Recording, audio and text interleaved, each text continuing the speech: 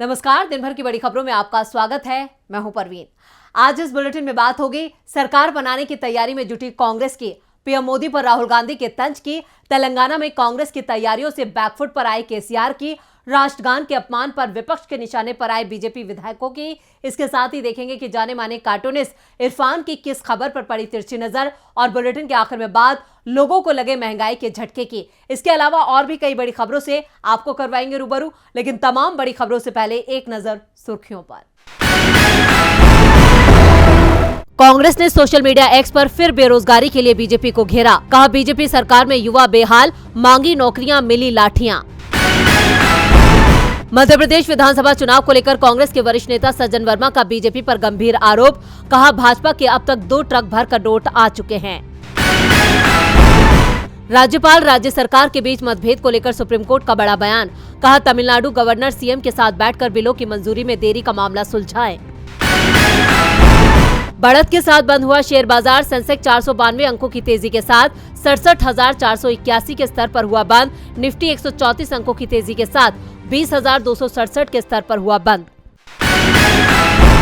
ये तो थी सुर्खियां, और अब बात आज की सबसे बड़ी खबर की।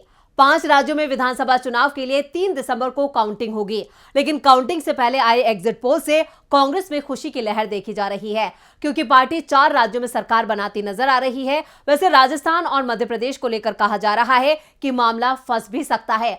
कांग्रेस को बढ़त मिलती तो दिख रही है, लेकिन तस्वीर साफ नहीं हो पा रही है। ऐसे में कांग्रेस ने प्लान बी पर काम करना शुरू कर दिया है। तो क्या है कांग्रेस का प्लान बी, देखते हैं इस रिपोर्ट में। मध्य प्रदेश, राजस्थान, तेलंगाना, छत्तीसगढ़ और मिजोरम, हर जगह बीजेपी की हार के संकेत मिल रहे हैं। एग्जिट पोल में कांग्रेस 4 में से अकेले अपने दम पर सरकार में आ रही है, तो वहीं मिजोरम में भी वो गठबंधन के साथ सरकार बनाती दिख रही है। कांग्रेस कैंप में जबरदस्त उत्साह दिखाई दे रहा है, लेकिन पार्टी ने हर तरह की स्थिति के लिए खुद को तैयार कर लिया है। छत्तीसगढ़ में पार्टी ने 72 सीटों का चार्टर्ड प्लेन बुक किया है। सभी उम्मीदवारों को साफ निर्देश दिए गए हैं। जीत का सर्टिफिकेट जैसे ही मिले वैसे ही रायपुर पहुंचे। यहां एक होटल भी पार्टी की ओर से बुक करा लिया गया है, जहां नव निर्वाचित विधायकों को ठहराया जाएगा। जरूरत पड़ने पर विधायकों को बेंगलुरु में भी शिफ्ट किया जा सकता है। इस बीच कर्नाटक के डिप्टी सीएम और कांग्रेस नेता डीके शिवकुमार ने कहा कि वो 5 राज्यों के विधायकों के लिए बेंगलुरु में व्यवस्था करने को तैयार हैं, क्योंकि बीजेपी चुनाव हारने के बाद हॉर्स ट्रेडिंग में जुट सकती है। इस बीच तेलंगाना के विधायकों को भी बेंगलुरु शिफ्ट करने की तैयारी चल रही है। तेलंगाना में भी कांग्रेस को सभी एग्जिट पोल में सरकार बनाते हुए दिखाया गया है। मध्य प्रदेश में कुछ पोल कांग्रेस को तो कुछ बीजेपी को आगे दिखा रहे हैं। ऐसे में पार्टी के प्रदेश अध्यक्ष कमलनाथ ने 2 दिसंबर को पार्टी कार्यालय में कानूनी सलाहकारों की पूरी टीम बुला ली है। अगर किसी भी सीट पर कुछ भी गड़बड़ी होती है तो तुरंत हाईकोर्ट का दरवाजा खटखटाया जा सके। इस बीच दिग्विजय सिंह ने दावा किया है कि इस बार प्रदेश में कांग्रेस को कम से कम 130 सीटें मिलेंगी। सरकार बनाने की तैयारी राजस्थान में भी कांग्रेस ने शुरू कर दी है। अगर कुछ सीटें कम रह जाती हैं तो उसके लिए मजबूत निर्दलीय उम्मीदवारों के साथ ही वामपंथी दल, बीएपी, आरएलपी सहित छोटे दलों से भी अभी से ही संपर्क साधना शुरू कर दिया गया है। साफ है, इस बार कांग्रेस बीजेपी को कोई भी मौका देने को तैयार नहीं है और बीजेपी को उसी की रणनीति से मात देने की तैयारी कर चुकी है। 5 राज्यों के एग्जिट पोल में कांग्रेस की बल्ले बल्ले है, तो बीजेपी की चिंता बढ़ गई है। चिंता तो राहुल गांधी ने भी मोदी की बढ़ा दी है। 5 राज्यों में कांग्रेस को मजबूत करने के बाद अब राहुल गांधी ने 2024 आम चुनावों को लेकर अपने एक्शन प्लान का खुलासा कर दिया है। राहुल गांधी ने बता दिया है कि कैसे 2024 में कांग्रेस महिलाओं के अधिकारों में बढ़ोतरी करने वाली है। इसके साथ ही उन्होंने मोदी सरकार पर भी तंज कसा है। क्या है पूरी खबर, देखते हैं इस रिपोर्ट में। राहुल गांधी केरल दौरे पर हैं और आज राहुल गांधी एर्नाकुलम में उत्साह महिला कांग्रेस के राज्य सम्मेलन में शामिल हुए। इस दौरान उन्होंने सत्ता में महिला की कमी पर भी ध्यान दिलाया। उन्होंने कहा कि आज हमारे पास महिला मुख्यमंत्री की कमी है। उन्होंने कहा कि कांग्रेस के लिए एक अच्छा लक्ष्य होगा कि अगर आज से अगले 10 सालों में हमारे पास 50% मुख्यमंत्री महिलाएं हों।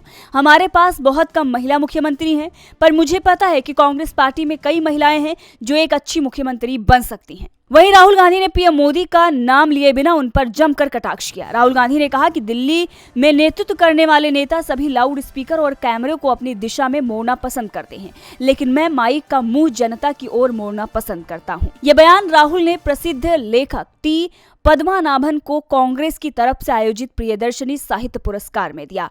राहुल गांधी ने कहा कि ये यानी कि लाउड स्पीकर भीड़ की तरफ नहीं होता, क्योंकि हम खुद को बोलते हुए सुनना पसंद करते हैं। हर बार जब मैं वहां जाता हूं तो मैं लाउड स्पीकर को दूसरी तरफ मोड़ देता हूं। मुझे लगता है कि आज के भारत में ये बहुत महत्वपूर्ण है कि लाउड स्पीकर का मुंह दूसरी ओर किया जाए।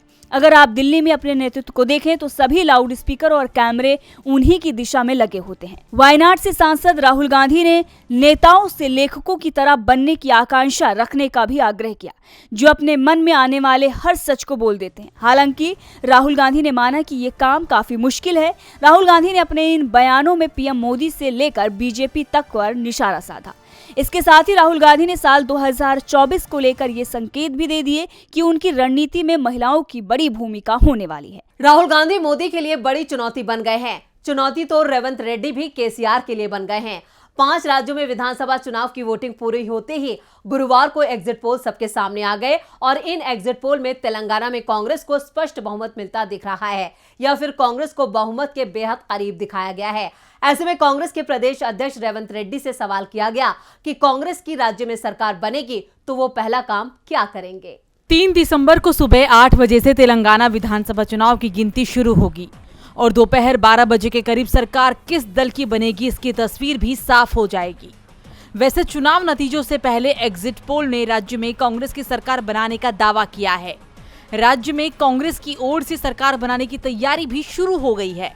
वहीं अब कांग्रेस पीसीसी चीफ रेवंत रेड्डी ने साफ कर दिया है कि तेलंगाना में कांग्रेस की सरकार बनने के बाद सबसे पहले क्या किया जाएगा। रेड्डी ने कहा कि हम कांग्रेस की सरकार बनने पर पहली कैबिनेट में 6 गारंटी की मंजूरी देंगे, जिससे हमने जनता से जो वादा किया है उसे जल्दी से जल्दी लागू किया जा सके। रेड्डी ने कहा कि ये चुनाव कांग्रेस बनाम बीआरएस नहीं था। केसीआर परिवार के खिलाफ राज्य के 4 करोड़ लोगों ने वोट किया है। ये तेलंगाना के लोगों की जीत और केसीआर के परिवार की हार है। हमें पूरा विश्वास है कि एग्जिट पोल से भी ज्यादा सीटें हासिल करेंगे। कांग्रेस 80 से ज्यादा सीटों पर जीत हासिल करेगी। बता दें कि रेवंत रेड्डी जून 2021 में कांग्रेस प्रदेशाध्यक्ष बनाए गए थे। उन्हें प्रदेश में कांग्रेस को मजबूत करने का श्रेय जाता है। रेड्डी की आक्रामक प्रचार शैली और धारदार बयान वाले नेता की छवि ने कांग्रेस को तेलंगाना में मजबूत किया है। हालांकि वो पहले बीआरएस में थे और अब वो सीएम पद के बड़े दावेदार माने जा रही हैं। रेवंत रेड्डी को अपनी जीत का पूरा भरोसा है तो वहीं केसीआर खेमे में मायूसी देखी जा रही है। मायूस तो बीजेपी विधायकों ने भी किया है। खुद को राष्ट्रवादी बताने वाली बीजेपी के नेताओं पर अब राष्ट्रगान के अपमान का आरोप लगा है। पुलिस ने एफआईआर भी दर्ज कर ली है और अब उनकी गिरफ्तारी की मांग हो रही है। इस मामले में घिरी बीजेपी की तरफ से अब भी सफाई आ रही है। तो कैसे राष्ट्रगान के अपमान के चलते घिर गई बीजेपी, देखते हैं इस रिपोर्ट में। बीजेपी के 11 विधायकों के खिलाफ राष्ट्रगान के अपमान को लेकर एफआईआर दर्ज की गई है। पश्चिम बंगाल में टीएमसी विधायक दल की ओर से बीजेपी विधायकों के खिलाफ कोलकाता के हेयर स्ट्रीट पुलिस थाने में मामला दर्ज कराया गया है। बंगाल विधानसभा अध्यक्ष विमान बनर्जी ने कहा कि राष्ट्रगान का अपमान करने वाले विधायकों के खिलाफ उचित कदम उठाए जाएंगे। ममता सरकार में मंत्री चंद्रिमा भट्टाचार्य ने कहा कि बीजेपी ने राष्ट्रगान के प्रति सम्मान नहीं दिखाया और उचित कार्रवाई शुरू की जा रही है। दरअसल टीएमसी की ओर से की गई शिकायत में कहा गया कि सीएम ममता के नेतृत्व में केंद्र सरकार की बंगाल को लेकर भेदभावपूर्ण रवैये के खिलाफ बाबा साहेब अंबेडकर की प्रतिमा के नीचे टीएमसी विधायकों ने प्रदर्शन किया। पास में ही बीजेपी के विधायक भी बंगाल सरकार के खिलाफ प्रदर्शन कर रहे थे। बाद में जब टीएमसी के विधायकों ने राष्ट्रगान गाना शुरू किया तो बीजेपी विधायक नारेबाजी करने लगे, साथ ही घंटियां बजा रहे थे। ये सब सिर्फ 50 मीटर के दायरे में हो रहा था। टीएमसी ने इस पूरे मामले का एक वीडियो फुटेज पुलिस को सौंप दिया है। अब बुरी तरह से फंसी दिख रही बीजेपी की ओर से सफाई आई है कि राष्ट्रगान बेहद धीमी आवाज में बजाया जा रहा था, जिस कारण से सुन नहीं पाए। फिलहाल अब बीजेपी के नेताओं पर कार्रवाई की तैयारी हो रही है। राष्ट्रगान के अपमान पर बीजेपी विपक्ष के निशाने पर है। यूसीसी का मुद्दा भी विपक्ष के निशाने पर है। दिल्ली हाईकोर्ट ने यूसीसी लागू करने की याचिका पर सुनवाई करते हुए बड़ा फैसला लिया है। दिल्ली हाईकोर्ट ने याचिकाकर्ता को निर्देश दिया कि वो लॉ कमीशन के पास जाएं और क्या कुछ बोला है हाईकोर्ट ने सुनवाई के दौरान, देखते हैं इस रिपोर्ट में। बीजेपी यूनिफॉर्म सिविल कोड को लेकर तैयारी में जुटी हुई है। जिन राज्यों में उसकी सरकार है वहां यूसीसी की प्रक्रिया भी शुरू हो गई है, लेकिन बीजेपी की कोशिश को हाई कोर्ट से झटका लगा है। दिल्ली हाई कोर्ट ने यूनिफॉर्म सिविल कोड की मांग करने वाली याचिकाओं के एक ग्रुप पर आज सुनवाई की, लेकिन कोर्ट ने साफ कर दिया है कि इस मामले में वो कोई फैसला नहीं देंगे अगर सुप्रीम कोर्ट पहले से ही इस मुद्दे पर फैसला सुना चुका है। चीफ जस्टिस मनमोहन की अध्यक्षता वाली पीठ ने कहा कि सुप्रीम कोर्ट ने मार्च में अधिवक्ता अश्विनी कुमार उपाध्याय की याचिका को खारिज कर दिया था। जज ने आगे कहा कि वे विधायिका के संबंध में कानून बनाने का निर्देश नहीं दे सकती। सुप्रीम कोर्ट पहले ही इस मुद्दे पर सुनवाई कर चुका है और याचिकाओं को खारिज कर चुका है। न्यायालय ने कहा कि इस मुद्दे पर सुप्रीम कोर्ट का आदेश साफ है, हम इसके आगे नहीं जाएंगे। कोर्ट ने याचिकाओं पर आगे की सुनवाई ये कहते हुए टाल दी कि कार्रवाई के दौरान याचिकाकर्ताओं की ओर से कोई भी मौजूद नहीं हुआ और उपाध्याय को अभी तक सुप्रीम कोर्ट के समक्ष याचिका में अपनी प्रार्थनाओं को रिकॉर्ड पर नहीं रखना है। पीठ में शामिल जस्टिस मिनी पुष्करना ने कहा कि सुप्रीम कोर्ट ने पहले ही मामले पर फैसला कर दिया है।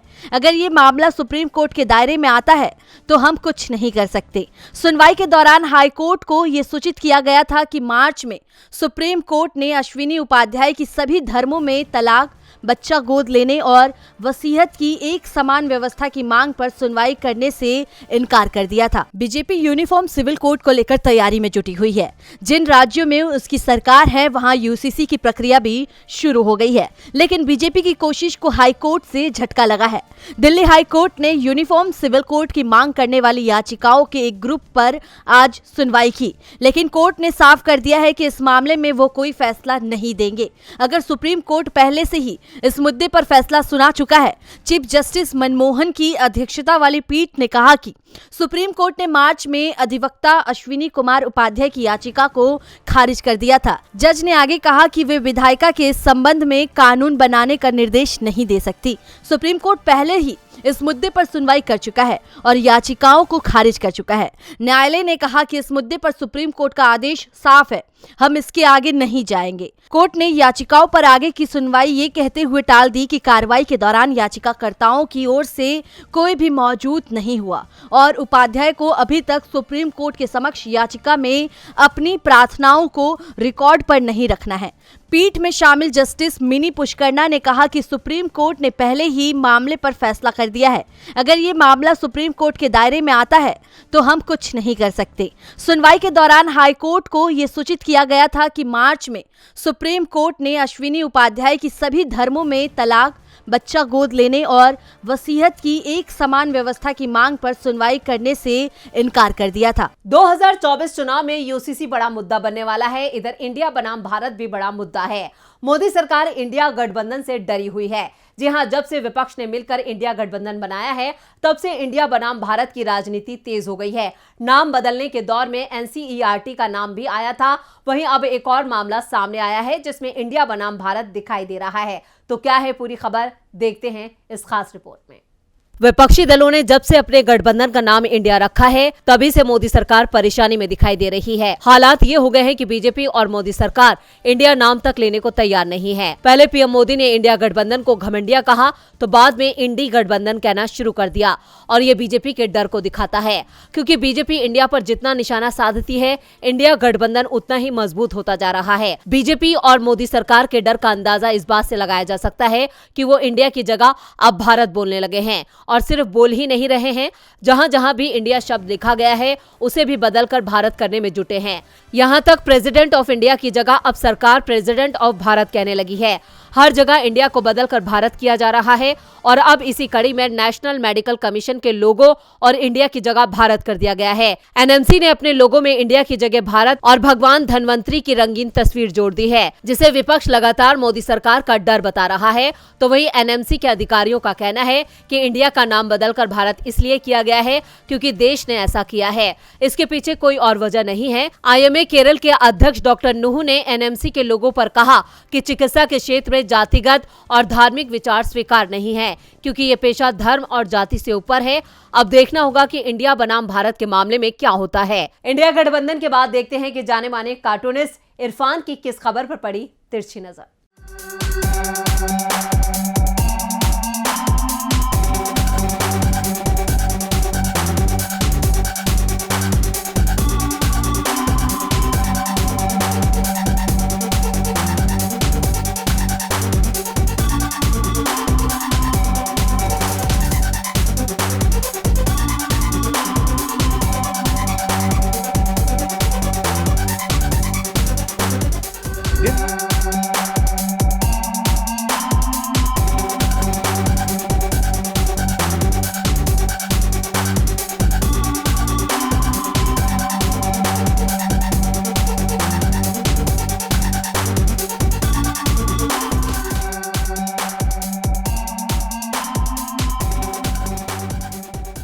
चुनावी नतीजे आने तक एग्जिट पोल एक हद तक लोकतांत्रिक और एंटरटेनिंग प्रोसेस होती है, जिसे जो मर्जी में आता है वो बोल देता है, क्योंकि नतीजे आने के बाद जिसका प्रेडिक्शन सही निकल जाता है उसे कोई शाबाशी नहीं देता, और जिसका गलत निकल जाता है बाद में उसे जाकर कोई पकड़ता भी नहीं है।